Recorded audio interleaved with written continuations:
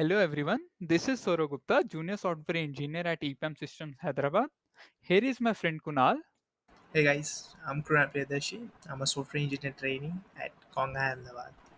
Recently, Saurav and I created a YouTube channel named Fluent Coders where we will share online courses.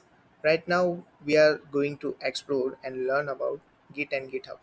So we have created a new course named Git Crash Course. The topics we are covering here is a basic introduction about version controlling tools. We are discussing the difference between the two version controlling tools that are Git and SVN.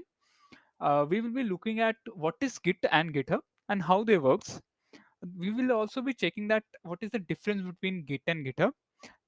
Many has a perspective that they both are same, but this is not the correct scenario.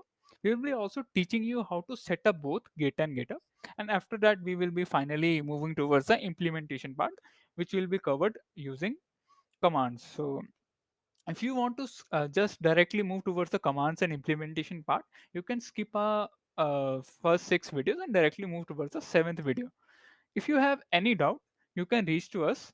We will be sharing our LinkedIn profile in the description, so you can message us at any moment. You can also drop a comment if you have any doubt. That's all from our side. Thank you for watching.